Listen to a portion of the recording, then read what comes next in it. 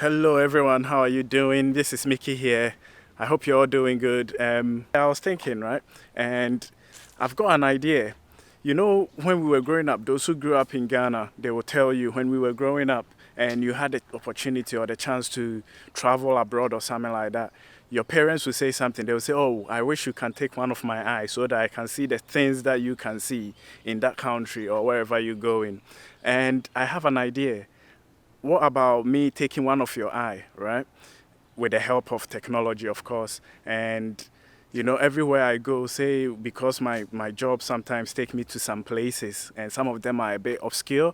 What about if I take you with me in a form of vlogging? So I decided for the last 2 years, I've been living in Belize. Belize is in Central America, right? It's a very fascinating country. It's like, I call it a junction nation because it is like the junction for America, you know, as in US. And then in the east, we've got the Caribbean islands. And then in the south, you will see all these Hispanic countries like Guatemala, Colombia, and the rest. So this place that I've been living for the past 2 years is very fascinating.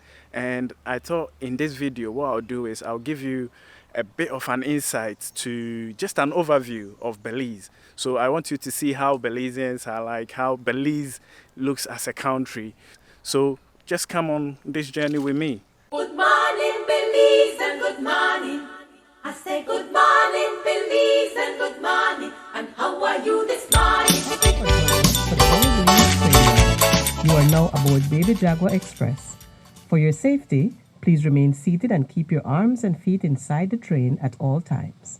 Our trusted train engineer will be taking you through various beautiful settings that will leave you with a brief insight of culture and history in Belize.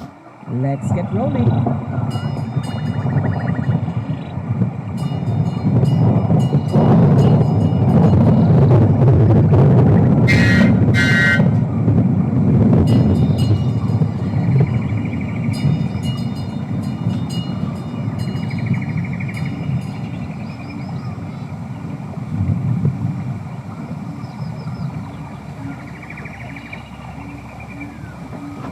Welcome to the Belize Rainforest. We are very fortunate in Belize to have almost 1 million acres of rainforest and wetlands under different types of conservation management. This is important for two main reasons. Firstly, it will be there for future generations to enjoy, and secondly, thousands of insects, birds, reptiles, animals, and many varieties of trees and plant life have a safe place to call home. Belize has a large variety of ecosystems, making our country very unique. For generations, these precious ecosystems have provided food, water, building materials, and medicine for our people. Belize also has an extensive network of cave systems. Over 150 miles of caves have been mapped, with many more still to be explored. One of these cave systems, known as ATM, which is short for Aktun Tunachil Muknal, has been named one of the most sacred caves in the world by the National Geographic.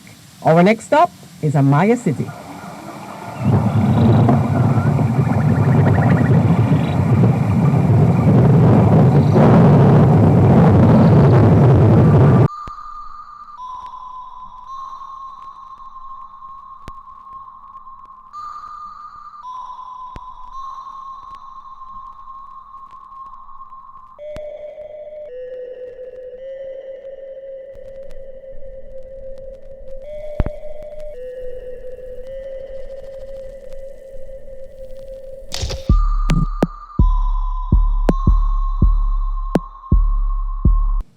The Maya civilization was a very strong culture that rose to its climax and descended to its collapse in a period of 4,000 years, from 2500 BC to 1500 AD. To your left is a temple where priests and the elite would live. To your right is a typical kitchen structure and another for sleeping. This is where the general population would live. The Maya domesticated plants. Corn was the base of most of their food. They raised stingless honeybees and traded cotton, honey, flint, salt, feathers, and jade. The Maya developed their own calendar using advanced astronomy and mathematics. The ancient Maya believed that their universe consisted of three layers. The watery underworld was Xibalba, the place of fright. In the middle was earth, four-sided and floating in an ancient sea as if on the back of a turtle or crocodile.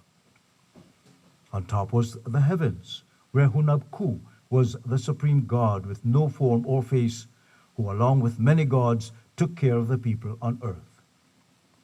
Connecting these three layers was the giant saber tree, the sacred tree of the Maya. By 300 AD, the classic period was in full swing. This was the height of the Maya civilization, and the size and number of the large temples and palaces grew. It is estimated that up to 2 million Maya people lived in Belize during the classic period.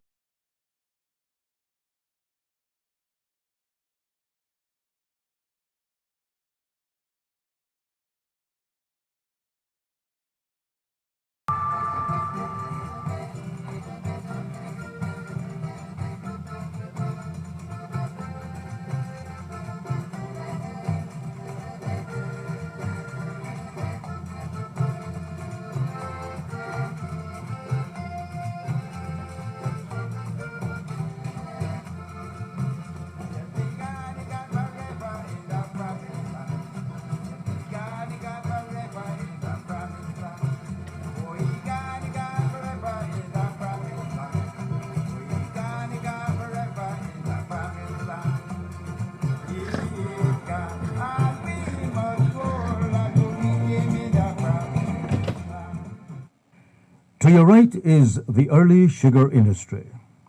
Sugarcane was introduced into the northern district of Corozal in 1848 by Mexican immigrants fleeing the caste war, and was grown in small amounts for sugarcane, rapadura, and molasses. However, it wasn't until the arrival of the American Confederates in southern Belize in 1865 that this industry took off. This sugar mill on display on your right was made in Louisiana and brought in by the Confederates. East Indian indentured laborers were brought in to work on these farms and would remain settled to become one of the major ethnic groups in southern Belize, referred to as Coolie Indian. Today, the industry is comprised of two big factories, one in the north and the other in the west of Belize.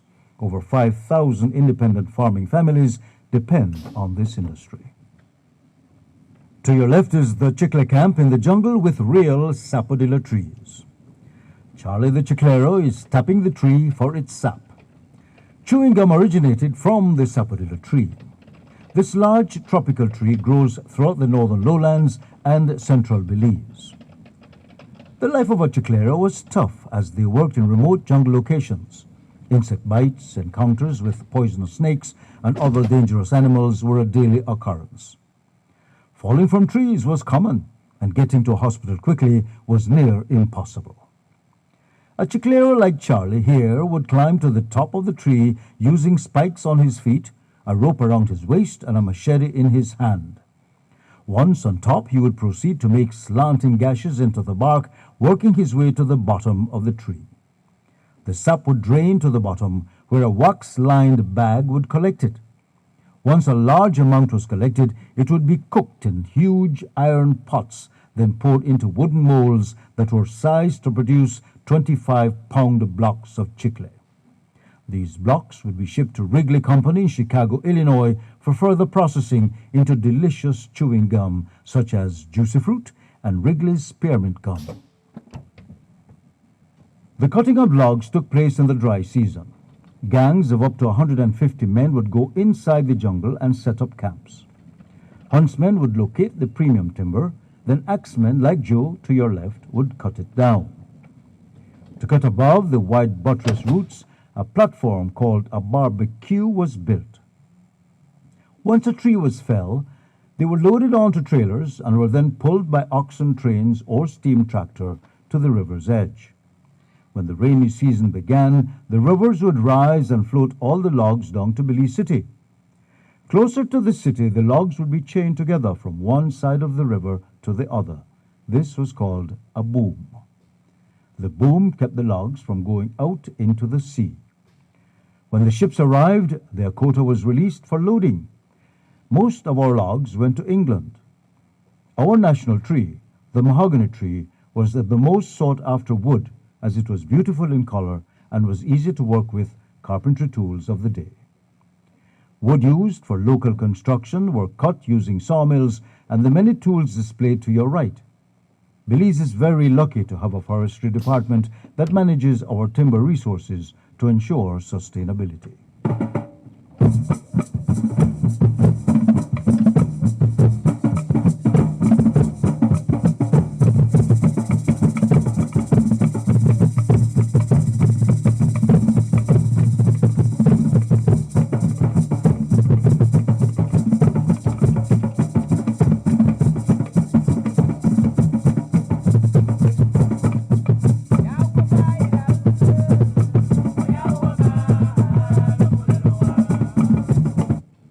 We are now in a typical Garifuna setting next to the sea. The Garifuna are descendants of West African, Central African island Carib, and Arawak people. They arrived in the early 19th century, settling on the southern coast of Belize. Drumming is an integral part of the culture. Their music, called punta, would become the nationally recognized music of Belize. The costume above the stairs is for the Jankono dance ceremony that is celebrated on the last Sunday of the year. The Garifuna culture always resisted slavery, and the Jankono dance embodies that resistance. Traditionally, Garifuna foods are based on ground foods, vegetables, and marine produce. However, the single most important food is the cassava, also known as yuca. The process of making cassava bread is arguably the most important tradition practiced by the Garifuna people. We celebrate Garifuna Settlement Day on the 19th of November. This national holiday was founded by Thomas Vincent Tramos, who was a visionary leader for the Garifuna people.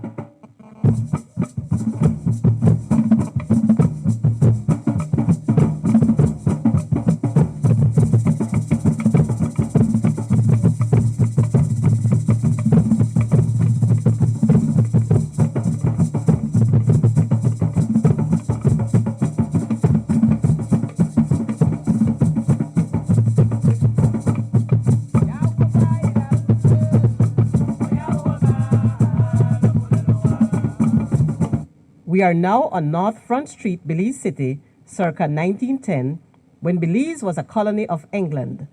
Ships coming for logwood, sugar, chicle, or logs would bring many European and North American products to ballast these large sailing vessels, and they would load them with bricks, which they sold in Belize. Many buildings in Belize are built with red bricks, hundreds of years old. Through the peaceful efforts of the father of our nation, the Right Honorable George Cadle Price, Belize achieved independence from England on the 21st of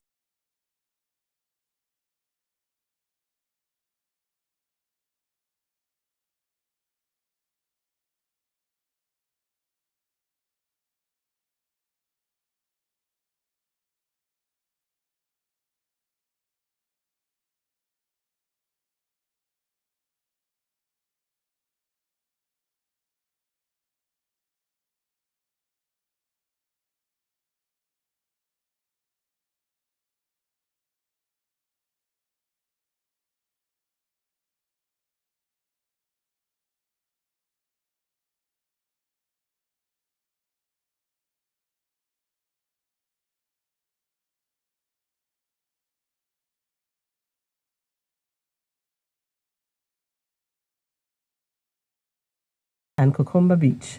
We hope you enjoy the rest of your stay. The train will be coming to a stop shortly. Please be careful as you exit the train.